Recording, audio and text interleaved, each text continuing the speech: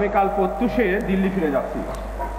সুজাকে তুমি অনুসরণ করবে, আর মীর জুমলাকে তোমার সাহায্যের জন্য রেখে গেলাম। যে আজ্ঞে পিতা। যাও।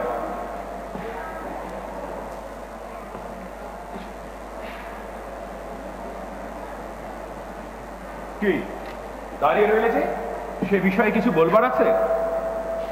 না পিতা, আপনার আজ্ঞাই যথেষ্ট। তবে আমার একটা আর্জি আছে পিতা। বলো বলো পুত্র। কি চুপ করে রইলে যে? পিতা বলো। হ্যাঁ বলো। কথাটা অনেক দিন থেকে জিজ্ঞাসা করব বলে মনে করছি, কিন্তু এর সংশয় আর পক্ষে চেপে রাখতে পারছি না। প্রদত্ত মার্জনা করবেন পিতা। বলো। পিতা, সম্রাট শাহজাহান কি বন্দী? না। কে বললে? তবে তাকে প্রাসাদরুদ্ধ করে রাখা হয়েছে। এর প্রয়োজন রয়েছে। আর ছোট কাকা, তাকে বন্দী করে রাখা কি প্রয়োজন? হ্যাঁ প্রয়োজন। আর আপনার এই সিংহাসনে বসা পিতামহ বর্তমানে পুত্র। পিতা পুত্র, রাজনীতি বড় কুট, আর এই বয়সে তা তুমি বুঝবে না, আর সেই চেষ্টাও তুমি করবে না। পিতা, সালে সারের ভ্রাতাকে বন্দী করা, সিংহময় পিতাকে সিংহাসনচ্যুত করা, আর ধর্মের নামে এসে সেই সিংহাসনে বসা, এর নাম যদি রাজনীতি হয় তাহলে সেই রাজনীতি আমার জন্য। মোহাম্মদ, তোমার কি কিছু অসুখ করেছে? নিশ্চয় না পিতা, আপাতত আমার চেয়ে সুস্থকর ব্যক্তি বোধ হয় এই ভারতবর্ষে আর কেহই নাই। তবে আমার প্রতি তোমার অটল বিশ্বাস কে বিচলিত করেছে পুত্র? আপনি আপনি স্বয়ং পিতা। যতদিন সম্ভব আপনাকে বিশ্বাস করে এসেছি, কিন্তু আর সম্ভব নয়, অবিশ্বাসের বিষয়ে জর্জরিত হয়েছি। এই তোমার পিতৃভক্তি। হ্যাঁ তাই হবে, কারণ প্রদীপের নিচেই থাকে সর্বাপেক্ষা অন্ধকার। পিতৃভক্তি পিতা? পিতৃভক্তি কাজ আমায় আপনার কাছে শিখতে হবে? পিতৃভক্তি?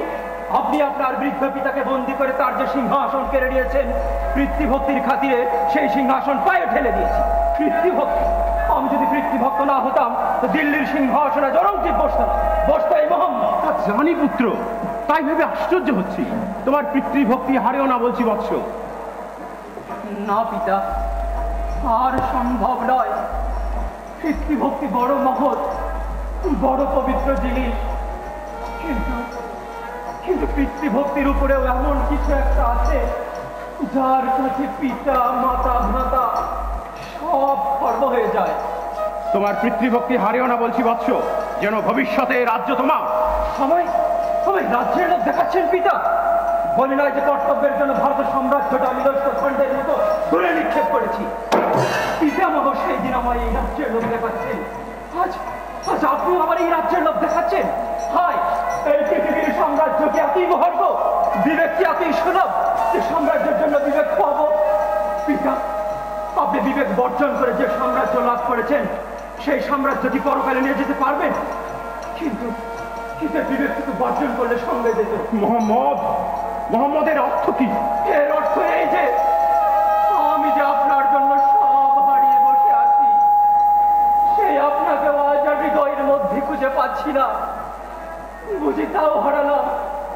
আজ আমার মতো দরিদ্রকে, আর আপনি এই ভারত সাম্রাজ্য পেয়েছেন বটে, কিন্তু তার যে বড় সাম্রাজ্য আজ হারালেন। সেই সাম্রাজ্যটা কি? আমার পিতৃভক্তি পিতা। সে যে কি রত্ন, সে যে কি সম্পদ, কি যে হারালেন আজ আর বুঝতে পারছেন না। তবে একদিন পারবেন বোধ হয়।